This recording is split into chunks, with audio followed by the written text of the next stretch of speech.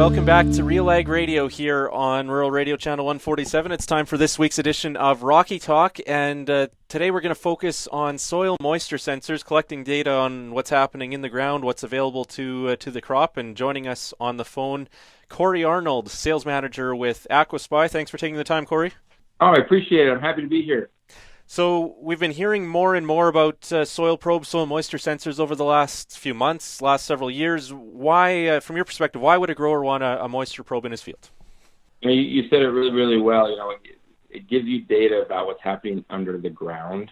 And it really, we have all these tools that we've used for years and years and years. We have the shovel. Probes don't replace the shovel, but they give you just so much data. They really allow you to farm underground. There's this big push to conserve water and conserve nutrients, but then also as a grower, the number one thing we think about when we wake up in the morning is there water and nutrients getting to my crop, right? And so we have this kind of balancing act we're trying to do, and really the only way to get rid of the unknowns, like if my crop has the water that it needs, is to have a moisture probe attached in the ground that's attached to the right set of software that is easy to use and allows you to make quick decisions. That's really the only way to get rid of those unknowns and allow you to make decisions that are positively affecting your crop and still make those decisions that people are trying to help. They're really trying to help us to conserve our resources. So what are some specific examples or cases then, Cory, where you see this soil moisture probe and this data affecting a grower's decision? So a lot of it happens, there's definitely a lot of cases during early plant growth. So when you have a crop that's planted 3-4 inches in the ground, or for example like potatoes, sometimes they're 5-6 inches in the ground, and those roots start to grow.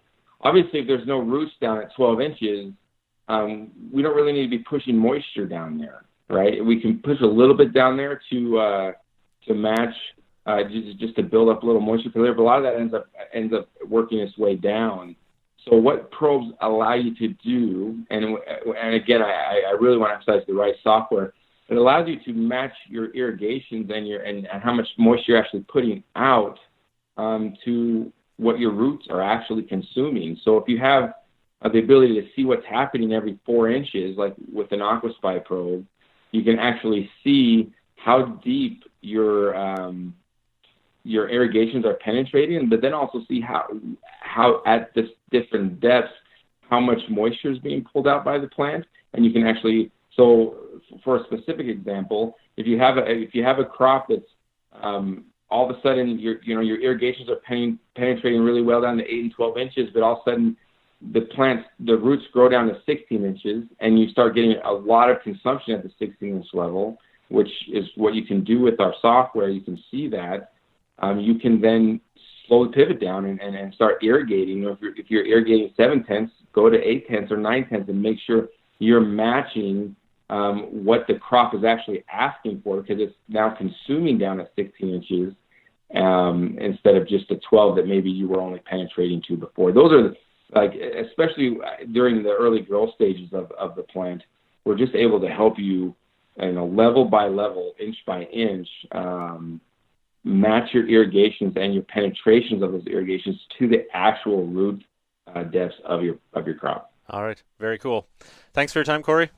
I appreciate it. That's Cory Arnold with AquaSpy. You can find them online at aquaspy.com. This has been Rocky Talk, brought to you by Rocky Mountain Equipment every Wednesday afternoon at this time. You can find out more on AquaSpy through Rocky Mountain Equipment, your local dealer, or at rockymtn.com.